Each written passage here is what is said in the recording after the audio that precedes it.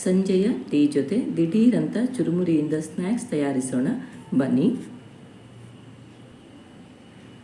ಇಲ್ಲಿ 1 ಕಪ್ ಚುರುಮುರಿ ತೊಗೊಂಡಿದ್ದೇನೆ, 1 ಕಪ್ ತೆಂಗಿನ ತುರಿ, ಹಾಗೆಯೇ ಸ್ವಲ್ಪ ಕೊಬ್ಬರಿ ಚೂರು, ಹಾಗೆಯೇ 1 ಹಸಿಮೆಣಸು, ಹಾಗೆಯೇ ಸ್ವಲ್ಪ ಸಕ್ಕರೆ. ಈ ಚುರುಮುರಿ ಸ್ವಲ್ಪ ಉಪ್ಪಿನಂಶ ಇರುವಂಥದ್ದು, ಅದಕ್ಕಾಗಿ ಉಪ್ಪನ್ನು ಸೇರಿಸುವುದು ಬೇಡ. ನೋಡೋಣ ಬನ್ನಿ ಹೇಗೆ ಮಾಡೋದಂತ. ಈಗ ಮೊದಲು ಕಾಯಿ ತುರಿ ಹಾಕೋಣ. ಕಾಯಿ ತುರಿಯನ್ನು ಸೇರಿಸೋಣ. ಸ್ವಲ್ಪ ಜಾಸ್ತಿನೇ ಯೂಸ್ ಮಾಡ್ಕೊಳ್ಳೋಣ. ಕಾಯಿ ತುರಿ ಜಾಸ್ತಿ ಹಾಕಿದಷ್ಟು ರುಚಿ ಚೆನ್ನಾಗಿರುತ್ತೆ. ಅದಕ್ಕೆ ಸ್ವಲ್ಪ ಸಕ್ಕರೆ ಸೇರಿಸೋಣ.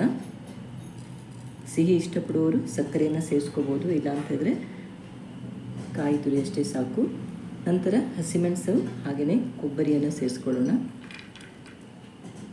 ಇವೆಲ್ಲವನ್ನು, ಈ ಹಸಿಮೆಣಸಿನ ಪರಿಮಳ ಚೆನ್ನಾಗಿರುತ್ತೆ. ಇದನ್ನು ಚೆನ್ನಾಗಿ ಮಿಕ್ಸ್ ಮಾಡೋಣ. ಕೊನೆಯಲ್ಲಿ ಚುರುಮುರಿಯನ್ನು ಸೇರಿಸೋಣ.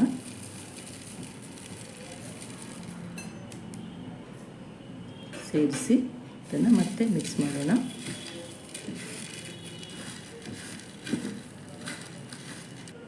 ಇದನ್ನು ತಕ್ಷಣ ಸೇವಿಸಬೇಕು. ಸ್ವಲ್ಪ ವೇಳೆಯ ನಂತರ ಇದು ಕಾಯಿ ತುರಿ ಸೇರಿಸಿರುವುದರಿಂದ ಮೆತ್ತಗಾಗುತ್ತೆ.